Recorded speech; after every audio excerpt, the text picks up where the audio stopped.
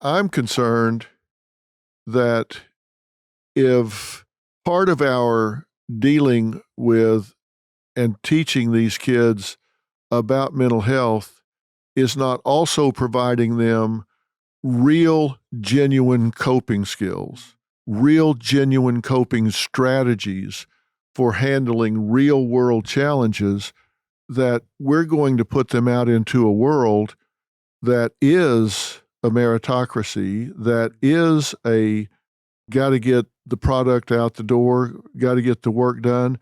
They're going to eat them alive. Or they're just going to be consumers forever, right? Because Exactly. like it's just setting up that system.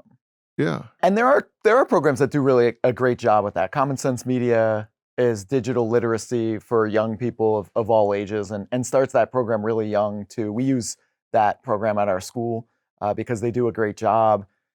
The hardest thing, as you know, though, is that period between 12 and 25 with that second largest period of brain growth where the brain's being flooded with dopamine. These phones are as addictive as heroin. And social media and all these other things, they just tap into, they hire some of the best neuroscientists in the world to find out how to be even more insidious to the dopamine hit that people are getting as they're going through this phase. So then in that way, I always joke with people that being an adult is really either undoing adolescence, that 12 to 25 period, or reliving it depending on your level of self-awareness, right? And that's really what we do. We're either undoing it or reliving it. But it's such a critical time period of brain growth that does set the neural pathways and habits and coping skills for them for life. And it speaks to your point of why it's important to teach it.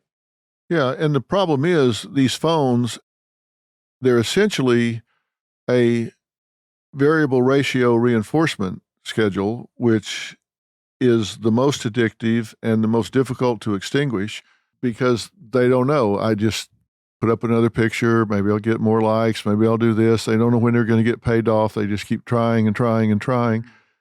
And they actually get depressed if they put up a picture and it gets half as many likes as the one before. They have a reactive depression to it. Then, God forbid, some troll gets on there and starts telling them to kill themselves. You're fat, ugly, dumb. I've always said the number one need in all people is acceptance, belongingness. The number one fear is rejection. This happens so much on the internet, perceived by them. These kids have this need to be loved by strangers. And that's a real dangerous thing when you give your power away to this faceless mob that can turn on you at any second. I really wonder what we're doing or what we can do to toughen these kids up enough that they keep their own power and not give it away to this faceless mob of social media people.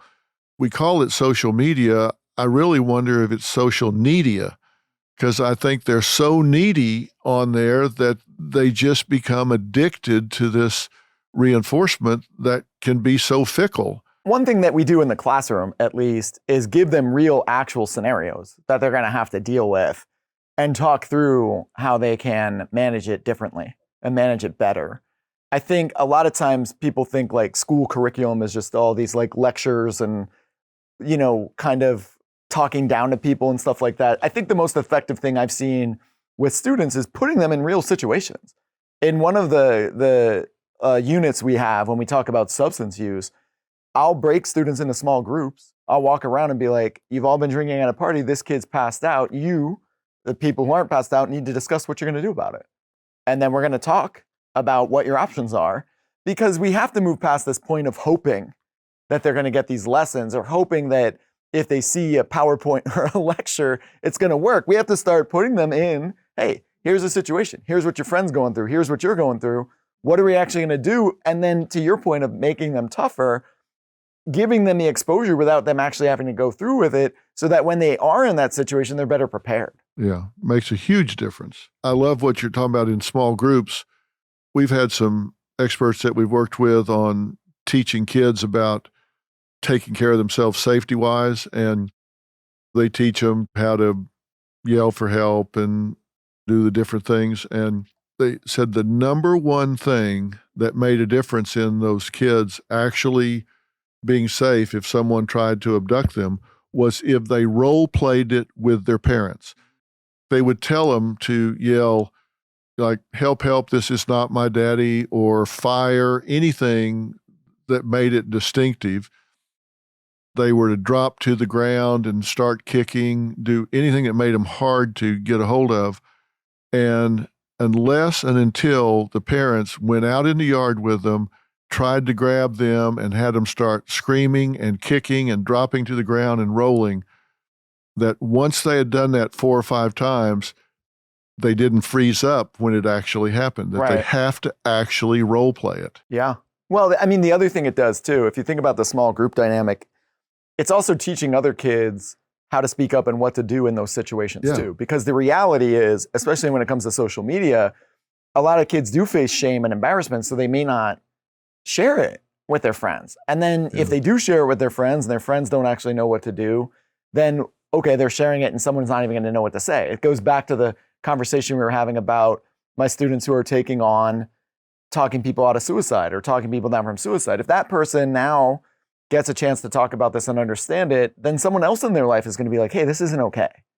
Hey, this needs to change. Hey, what can we do? Who can we talk to about this? Because this isn't right. And I think the thing that we really underestimate about schools in America, we hear so many bad things about schools in America. And we hear so many bad things about education. And we hear so many bad things about, what students are going through and teachers and parents and everything. The one thing that is guaranteed in every single school in this country is that there is more than a few adults who care, who really genuinely are there every day of however long their career is because they care about kids. And what we're not doing is giving those adults the information that they could actually use in a classroom or in a curriculum that would make a difference. We keep saying we can't do it, we can't do it, we can't do it. We have an unlimited amount of people in this country who are in schools who care and want to know what to do, and we're not giving them the resources that could actually help them. I was invited to Capitol Hill by a bipartisan committee to testify on reauthorization of the Elementary and Secondary Education Act. One of the things I talked about is you've got to put money in the curriculum to deal with cyberbullying. And here's the thing, if they don't put money and time allocated in the curriculum to do what you're talking about, then it's not going to happen. Raising awareness is bullshit. You've got to actually put the money in to develop the curriculum that you're talking about, have developed and are continuing to develop. And then instead of having like homeroom where they sit in there and stare at each other, just even 20 minutes 3 times a week, anything is better than nothing. That they're doing where they can talk about what you're talking about. Yeah. This is what mental health is. These are the things that you need to be aware of. And every one of those kids then becomes an ambassador for those who didn't get that. Right. And they go to college and they recognize it and they can pull somebody to the side and say, hey, people ask me a lot of times, how do you get past the defensiveness? You go say, hey, you need help. People don't react well to that. And I've always said, if you'll replace the word need with deserve, it makes all the difference in the world. If you'll go to somebody and say, it seems to me that you're having a hard time and you deserve some peace, you deserve some happiness, there are some people available that can help you enjoy that, that it really takes a lot of the defensiveness down. Every one of these classes that you're sharing that with, these 250,000 people, they're all ambassadors. They go out and impact 10 people, then that's 2.5 million. If they impact 100, it just grows. It's a ripple effect. Yeah. No, it definitely is. And I think the other thing, when you're talking about like legislating it, there are states that are mandating mental health curriculum in schools. Virginia did it. New York did it. Florida has done it to an extent. California has mandated suicide prevention, but there's never the follow through to make sure what they're doing or how they're doing it. So when you say all of these things could be large scale programs, not only could they be large scale programs that are easy to implement, we have enough resources where they could be cool.